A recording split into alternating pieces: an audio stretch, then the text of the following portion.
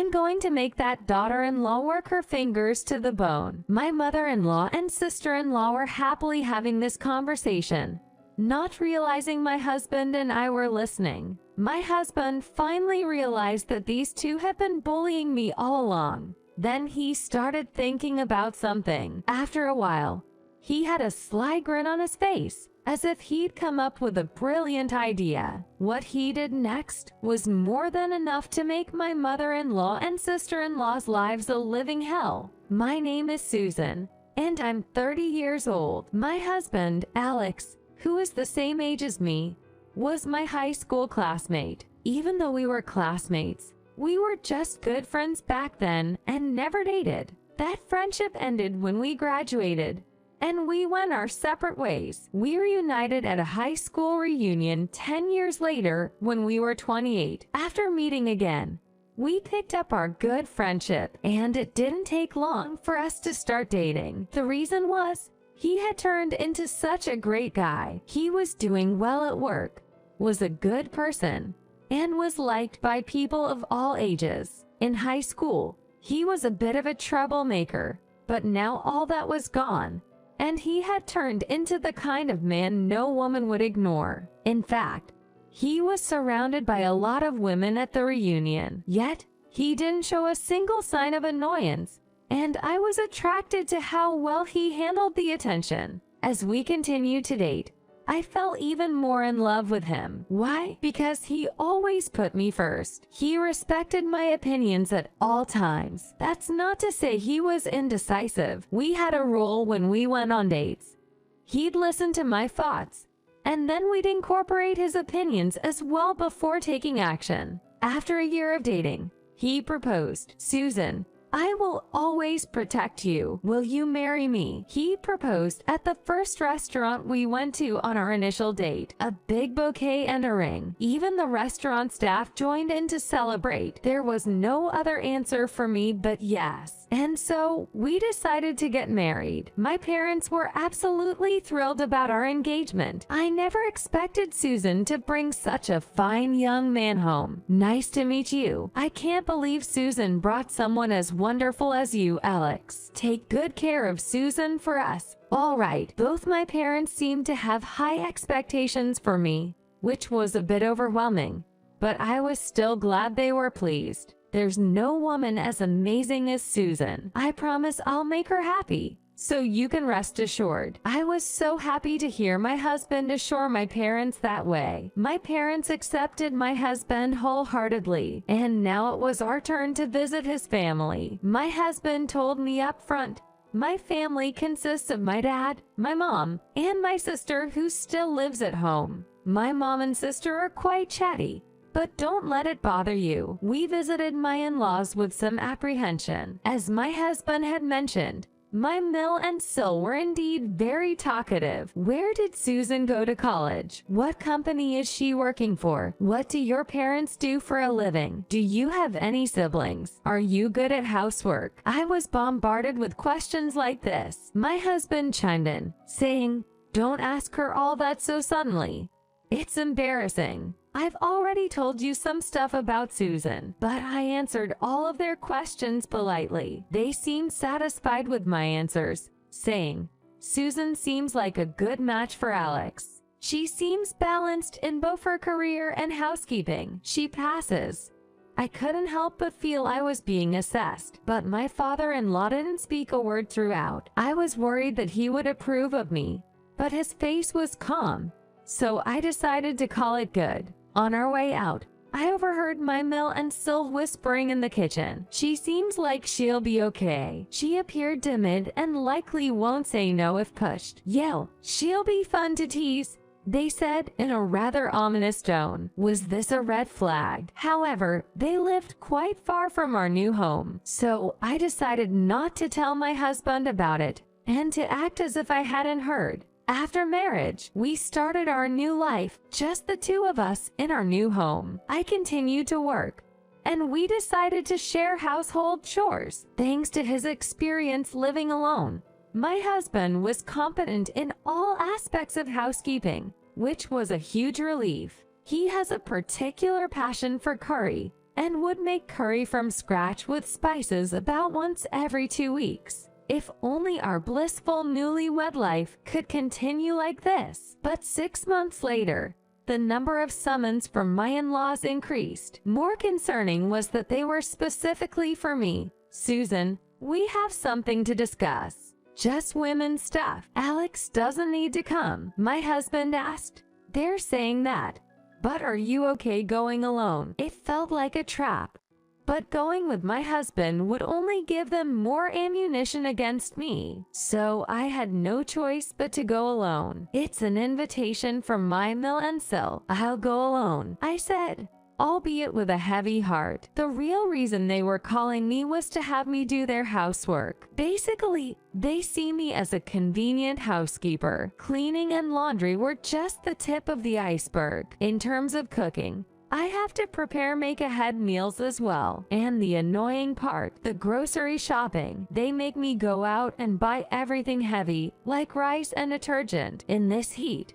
Why does it have to be me? I get angry, but can't object, since I'm alone in my in-laws' home. Oh, we're so lucky to have such a good daughter-in-law. If I had known she'd be this obedient, I would have asked her for help sooner. Totally. We didn't even need to do the chores ourselves. She can come every week. No, not every week. What if Alex finds out? We wouldn't be able to keep living like this. We should call her over in moderation. You're so smart, Mom. Whether they said it loud enough for me to hear on purpose or not, I heard everything. Do I have to keep being used like this? I've thought about talking to my husband multiple times. However, every time, my MIL and her daughter would preemptively contact my husband. Susan was here again today, and it was so fun. Looks like we really get along. Please make time for us to hang out with Susan sometimes. Really, if you guys get along with Susan, then I'm happy to. Keep treating Susan well, okay? I can hear the conversation between my mother-in-law and her husband. What perfect chemistry. They're just taking advantage of me. Will I ever be free from my in-laws? Then one day, something happened. My father-in-law,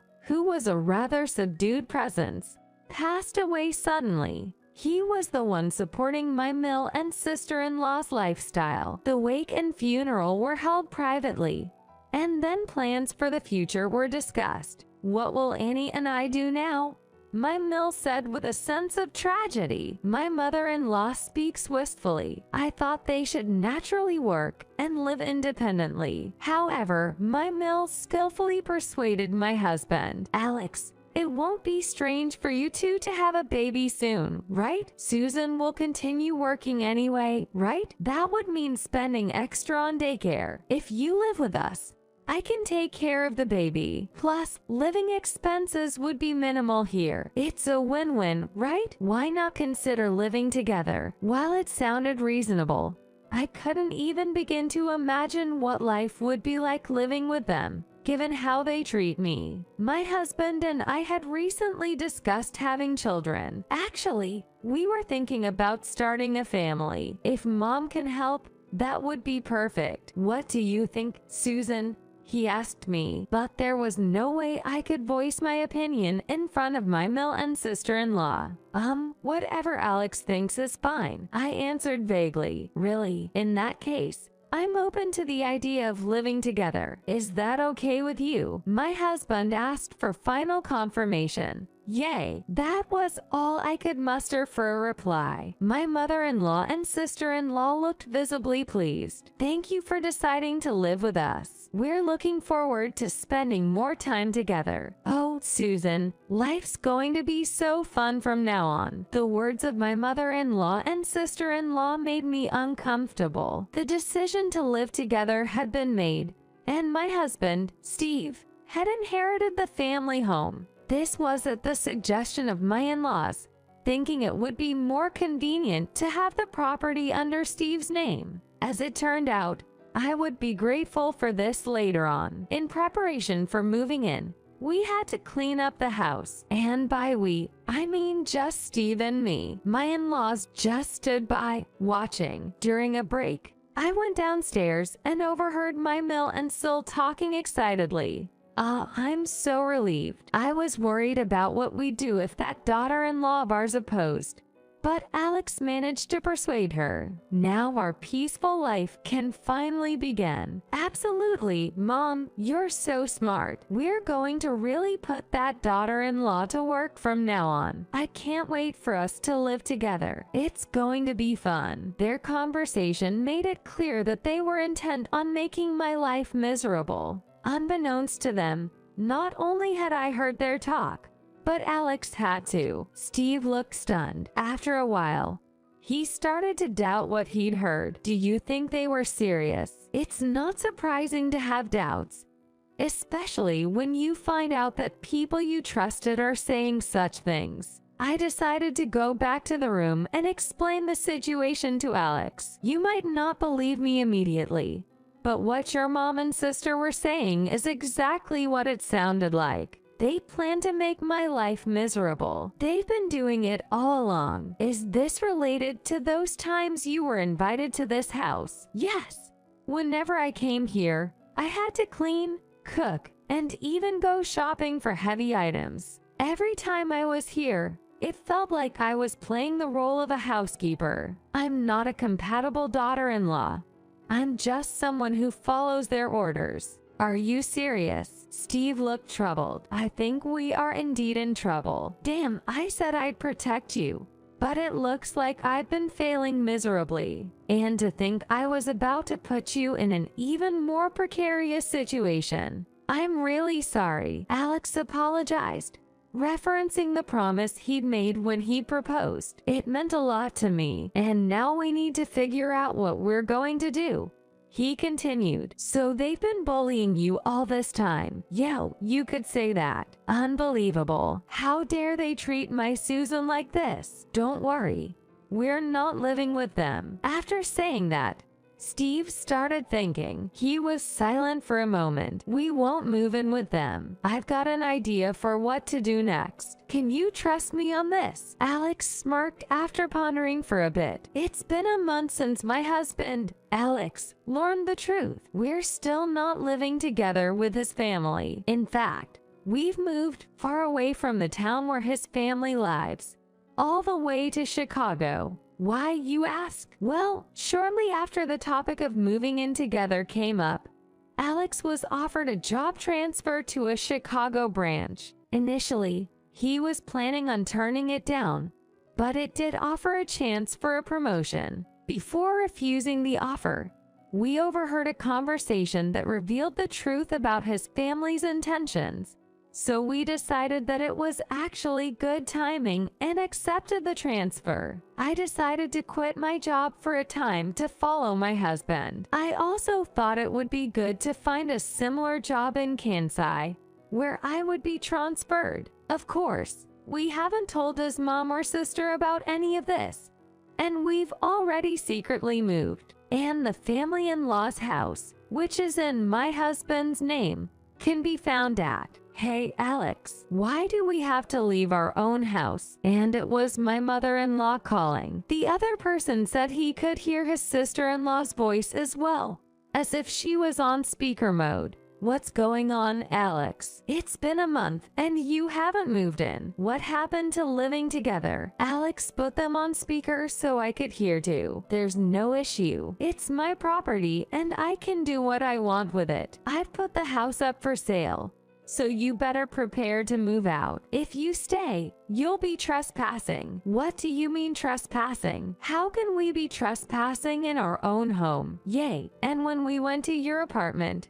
it was empty. Where did you two move? If you bought a house without us, I won't forgive you. Only their noisy voices could be heard. We're in Chicago. I got a promotion and transferred here, and Susan moved with me. Any problem with that? Alex taunted them. You two have been bullying Susan behind my back, right? I've heard it all. Also, you were planning to exploit her if we moved in together. That's why we chose not to live with you. His words left them speechless. In that case, as the final stage of my revenge, I said, mother-in-law and sister-in-law, I have prepared a place for the two of you to live.